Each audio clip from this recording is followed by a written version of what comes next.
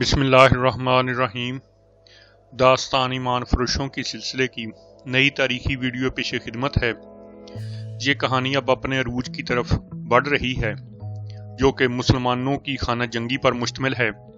آج کی کہانی کا عنوان ہے جب سلطان ایوبی پریشان ہو گیا۔ تمام سامعین سے گزارش ہے کہ ویڈیو کو لائک کریں، چینل کو سبسکرائب کریں اور بیل آئیکن کو بھی پریس کر دیں تاکہ ہر نئی آنے والی ویڈیو آپ کو وقت پر ملتی رہے۔ سالار شمس الدین اور سالار شاد بخت کو جب قاضی ابن الخاشب کے قتل اور تحفے کے طور پر آئی ہوئی 2 لڑکیوں کو قلعے سے بھگا دینے کے جرم میں قید خانے میں ڈالا جا رہا تھا، اس وقت ایسا ہی ایک ایلچی جو اس قلعے میں آیا تھا موصل میں غازی سیف الدین کے پاس پہنچا۔ غازی سیف الدین خلافت کے تحت موصل اور اس کے گردنواح کے علاقے کا گورنر مقرر کیا گیا، لیکن نور الدین زنگی کی وفات کے بعد اس نے اپنے آپ کو والی موصل کہلانا شروع کر دیا تھا۔ وہ سلطان صلاح الدین ایوبی کے خاندان کا ہی فرد تھا، مگر کردار اور ذہنیت کے لحاظ سے سلطان ایوبی کے الٹ تھا۔ موصل اسلامی سلطنت کا حصہ تھا، مگر سیف الدین وہاں کا آزاد حکمران بن گیا تھا اور سلطان ایوبی کے مخالفانہ محاذ میں شامل ہو گیا تھا۔ اس کا بھائی عز الدین تجربہ کار جرنیل تھا، فوج کی اعلیٰ کمانڈ اسی کے پاس تھی۔ سیف الدین چونکہ اپنے آپ کو بادشاہ سمجھتا تھا، اس لیے اس کی عادات بادشاہوں جیسی تھی۔ اس نے حرم میں ملک کی لڑکیاں اور ناچنے والیاں بھر رکھی تھیں۔ اس کا دوسرا شوق پرندے رکھنے کا تھا۔ جس طرح اس نے حرم میں ایک سے ایک خوبصورت لڑکی رکھی ہوئی تھی، اسی طرح اس نے رنگ برنگے پرندے بھی پنجروں میں بند کر رکھے تھے۔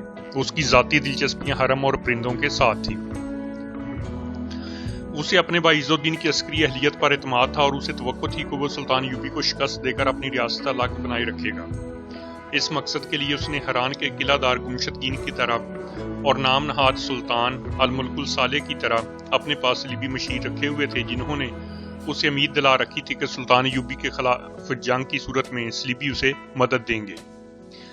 اس طرح سلطان ایوبی کے لیے صورت یہ پیدا ہو گئی تھی کہ مسلمانوں کی 3 فوجیں اس کے خلاف لڑنے کو تیار اور پابر رکاب تھی، ایک حلب میں، دوسری ہران میں اور تیسری موصل میں۔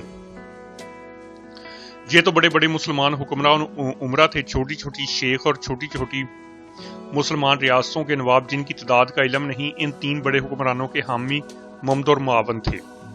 انہوں نے ان تینوں کو فوجی اور مالی مدد دینے کا وعدہ کر رکھا تھا اور مدد دے بھی رہے تھے۔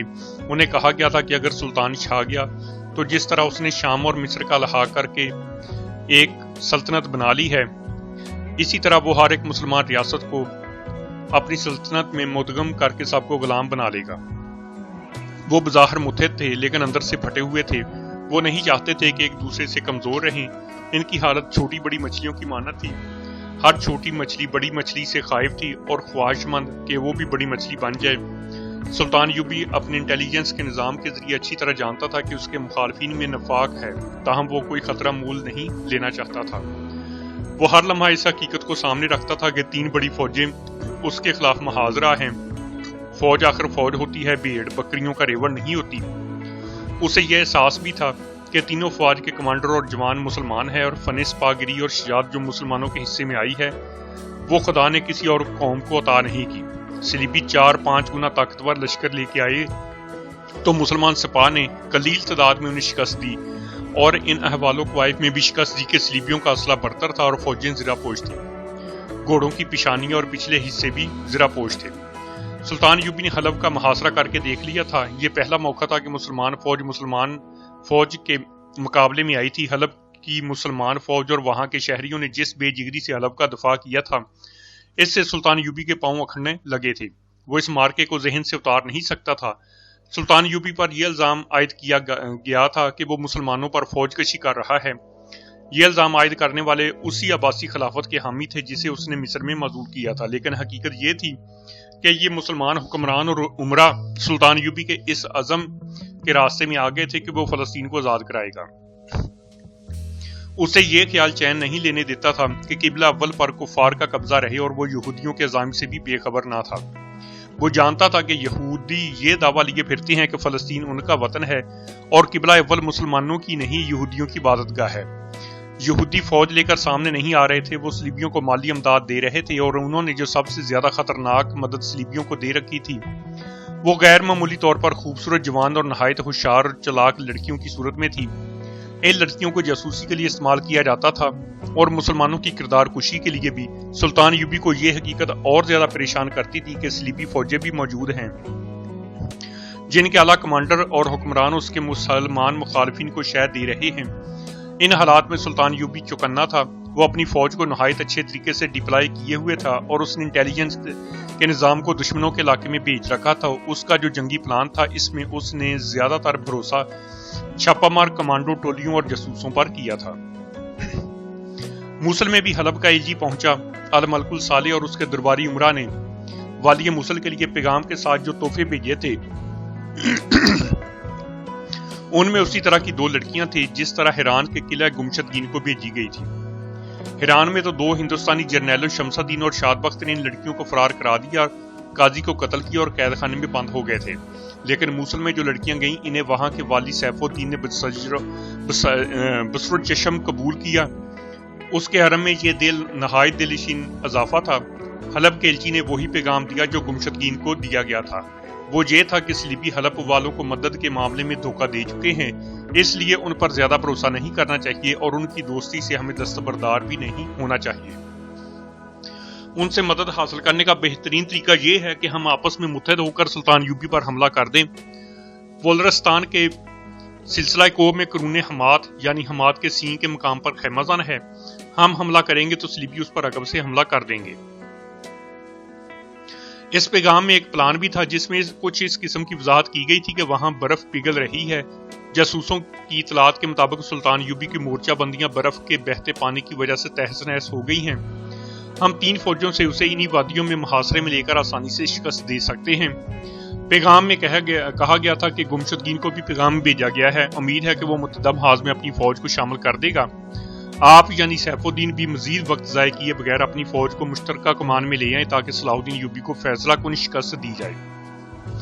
سیف الدین نے پیغام ملتے ہی اپنے بھائی عز الدین کو 2 سینئر جرنیلوں کو اور موصل کے ایک نامی گرامی خطیب ابن المخدوم ککبوری کو بلایا۔ سب آگئے تو اس نے ایلچی کا یہ پیغام سب کو سنا کر کہا، آپ سب میرے اس فیصلے اور ارادے سے اچھی طرح آگاہ ہیں کہ میں صلاح الدین ایوبی کی اطاعت قبول نہیں کروں گا۔ میری رگوں میں بھی وہی خون ہے جو اس کی رگوں میں ہے۔ آپ لوگ مجھے یہ مشورہ دیں کہ میں فوری طور پر اپنی فوج مشترکہ کمان میں دے دوں یا نہیں۔ میرا ارادہ یہ ہے کہ ہماری فوج ظاہری طور پر مشترکہ کمان میں رہے لیکن آپ لوگ اسے لگ تھلگ لڑائیں تاکہ جو علاقہ ہماری فوج فتح کرے اس کا مالک میرے سوا اور کوئی نہ بن سکے۔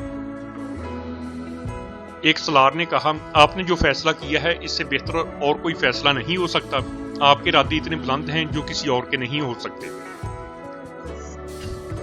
صلاح الدین ایوبی صلیبیوں اور سوڈانیوں کو شکست دے سکتا ہے، ہمیں نہیں، دوسرے سالار نے کہا۔ آپ اپنی فوج متحدہ محاذ میں شامل کر دیں لیکن کمان اپنے ہاتھ میں رکھیں۔ ہم اپنی فوج کو اس طرح لڑائیں گے کہ ہماری کامیابیاں حلب اور حران کی فوج سے لگ تھلگ نظر آئیں گی۔ ہم آپ کے حکم پر جانیں قربان کر دیں گے شہنشاہ موصل، پہلے سالار نے کہا۔ ہم آپ کو اس سلطنت اسلامیہ کا شہنشاہ بنائیں گے جس کے خواب صلاح الدین ایوبی دیکھ رہا ہے۔ صلاح الدین ایوبی کا سر کاٹ کر آپ کے قدموں میں رکھوں گا، دوسرے نے کہا۔ اس کی فوج الرستان کی وادیوں سے زندہ نہیں نکل سکے گی۔ آپ فوری طور پر کوچ کا حکم دیں، فوج تیار ہے۔ دونوں سالار ایک دوسرے سے بڑھ چڑھ کر اپنی وفاداری اور اصرار کا اظہار کر رہے تھے۔ عز الدین خاموش بیٹھا اپنی باری کا انتظار کر رہا تھا اور خدیم ابن المخدوم کبھی ان سالاروں کو اور کبھی سیف الدین کو دیکھتا اور سر جھکا لیتا تھا۔ عز الدین تمہارا کیا خیال ہے؟ سیف الدین نے اپنے بھائی سے پوچھا۔ مجھے آپ کے اس فیصلے سے اتفاق ہے کہ ہمیں سلطان صلاح الدین ایوبی کے خلاف لڑنا ہے، عز الدین نے کہا، لیکن ہمارے سالاروں کو اس قسم کی جذباتی باتیں زیب نہیں دیتی جیسی ان دونوں نے کی ہیں۔ صرف یہ کہہ دینے سے کہ ایوبی صلیبیوں اور سوڈانیوں کو شکست دے سکتا ہے، ہمیں نہیں، ایوبی کو شکست نہیں دی جا سکتی۔ میں یہ کہوں گا کہ جس نے کم تعداد میں صلیبیوں کو کئی گنا زیادہ فوج کو شکست دی ہے وہ آپ کو بھی شکست دے سکتا ہے۔ جس نے صحرائی فوج برفانی وادیوں میں لڑا کر 4 قلعے فتح کر لی اور ریمانڈ کی فوج کو پسپا ہونے پر مجبور کیا ہے، وہ برف پگھل جانے کے بعد اور زیادہ اچھے طریقے سے لڑے گا۔ ہمیں کسی خوش فہمی میں مبتلا نہیں ہونا چاہیے، دشمن کو کمتر نہیں سمجھنا چاہیے۔ آپ یہ سوچیں کہ وہ حالات کیسے ہیں جن میں آپ کو لڑنا ہے، اس میدان کی بات کریں جہاں آپ لڑیں گے اور اس دشمن کی فوج کی بات کریں جو آپ کے مقابل ہے۔ عز الدین نے سلطان ایوبی کی فوج کی خوبیاں بیان کی اور پھر سلطان ایوبی کے لڑنے کے طریقے بیان کیے اور جس میدان میں لڑائی متوقع تھی اس کے قواعد پر روشنی ڈال کر کہا برف پگھل رہی ہے اور بہار کی بارشیں اس سال تاخیر سے برس رہی ہیں۔ صلاح الدین ایوبی کی فوج خیموں میں ہے لیکن گھوڑوں کو خیموں میں نہیں رکھا جا سکتا۔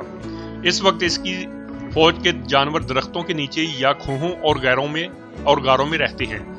گھوڑے اور اونٹ اس حالت میں زیادہ دیر تندرست نہیں رہ سکتے۔ یہ توقع بھی رکھنی چاہیے کہ یوبی کے سپاہی پہاڑی علاقے سے اکتا چکے ہوں گے۔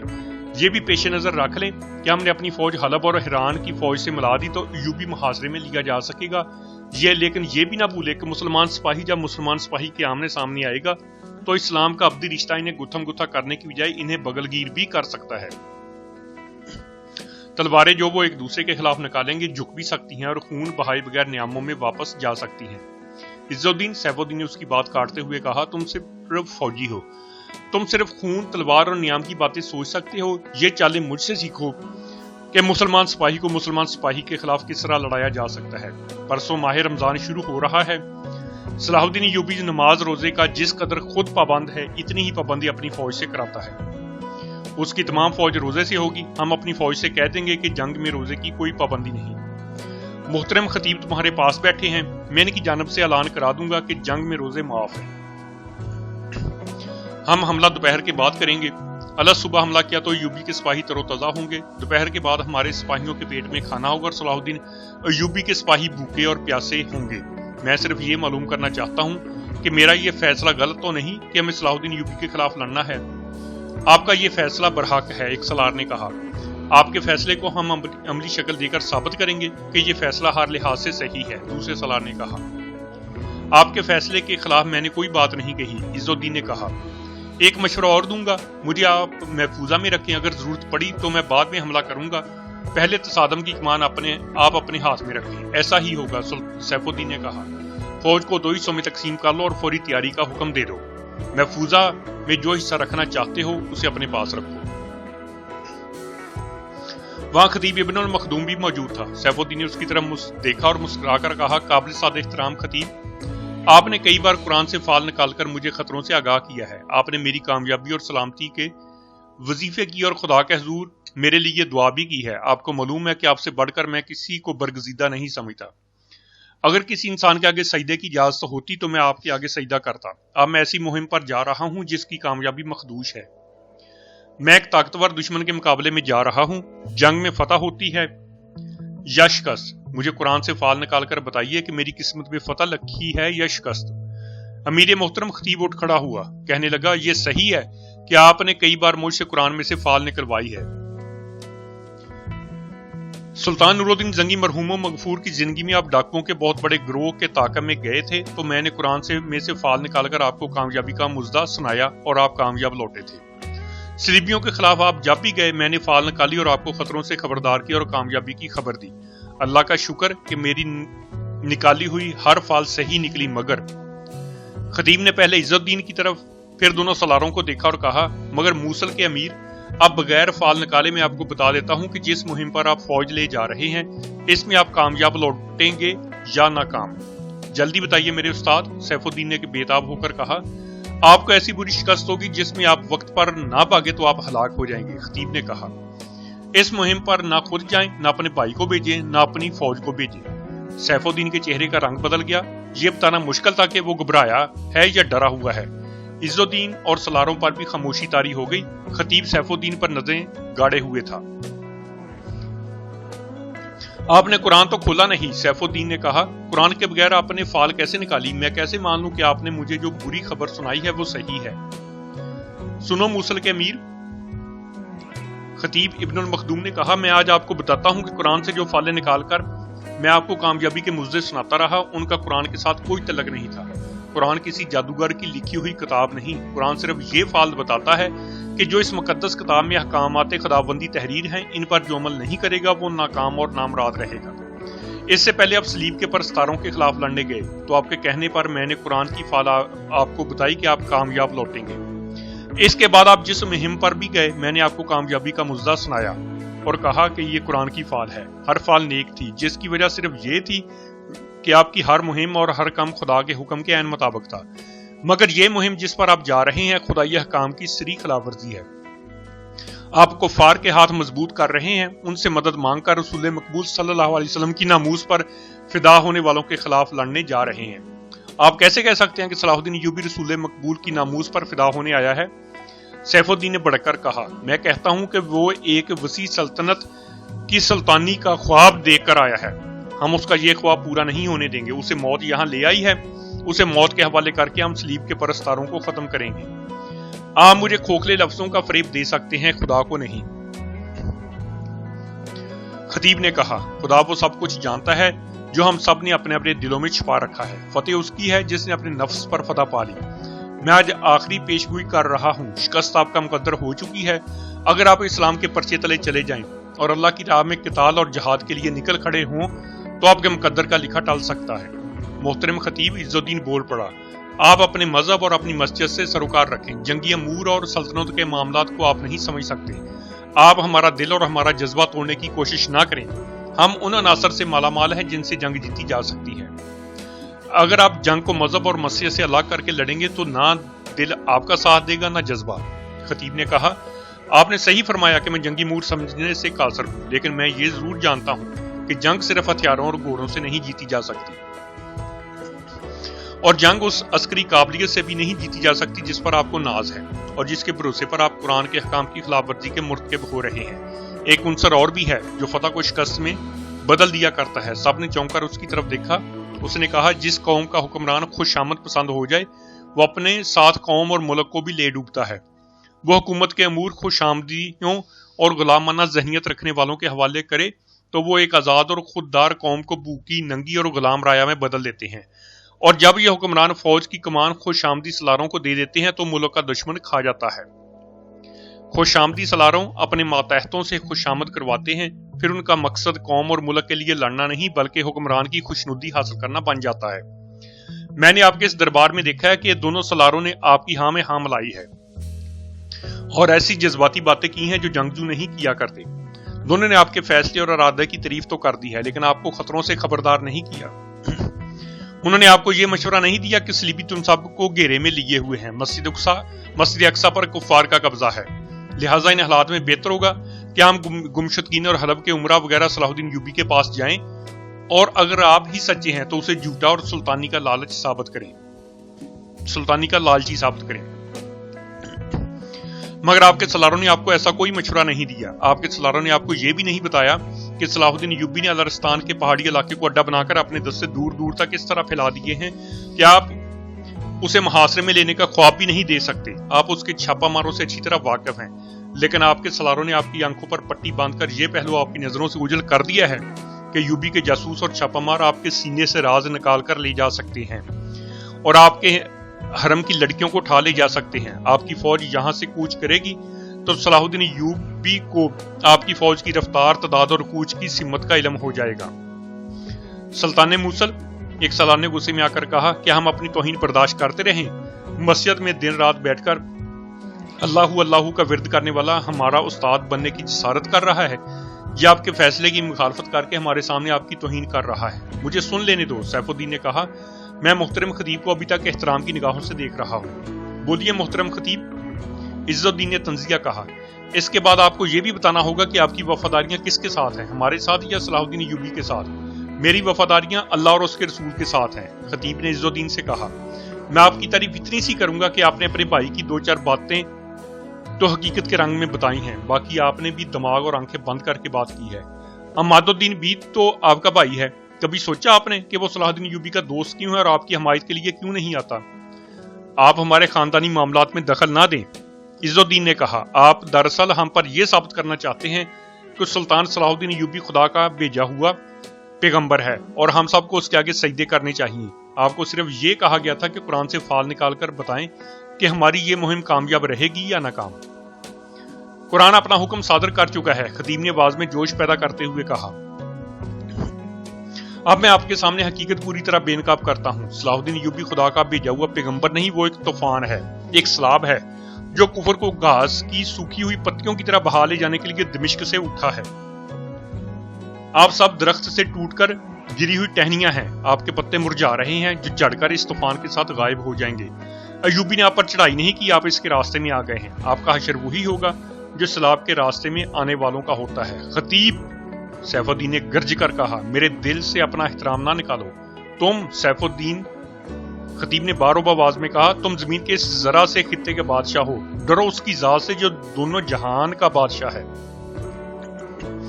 میرا احترام نہ کرو، میرے منہ پر تھوک دو، مگر اپنے رسول صلی اللہ علیہ وسلم کے راستے سے نہ ہٹو۔ تم پر بادشاہی کا نشہ طاری ہے۔ ان بیوقار سالاروں نے اور تمہاری حکومت کے عہدیداروں نے تمہیں خوش رکھنے کے لیے تمہیں بادشاہ بنا ڈالا ہے۔ تم نہیں سمجھتے کہ یہ محض خوش آمد ہے اور تم بادشاہ نہیں ہو۔ تم نہیں جانتے کہ یہ بے وقار خوش آمدی تمہارے دشمن ہیں، اپنی قوم کے اور اپنے ملک کے دشمن ہیں۔ تم پر زوال آئے گا تو یہ تمہیں پہچاننے سے بھی انکار کر دیں گے اور اس کے پاپوش چاٹیں گے جو تمہاری گدی پر بیٹھے گا۔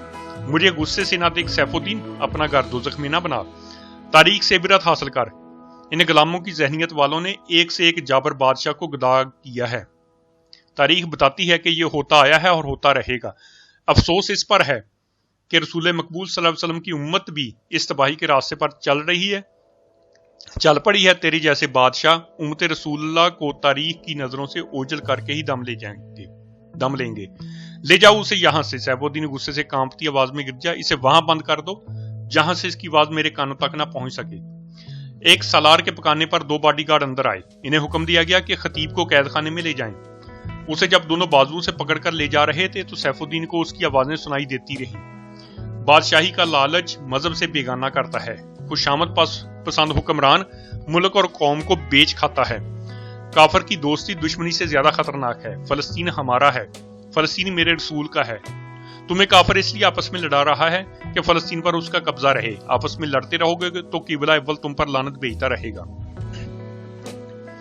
خطیب المخدوم کو گھسیٹ کر لے جا رہے تھے اور وہ بلند آواز سے بولتا جا رہا تھا۔ بہت سے فوجی باہر نکل آئے اور آن کے آن میں یہ خبر تمام تر موصل میں پھیل گئی، خطیب المخدوم پاگل ہو گیا ہے، خطیب کو قید خانے میں بند کر دیا گیا ہے۔ یہ آوازیں شہر میں گھومتے پھرتے خطیب کے گھر کے دروازے میں داخل ہو گئی۔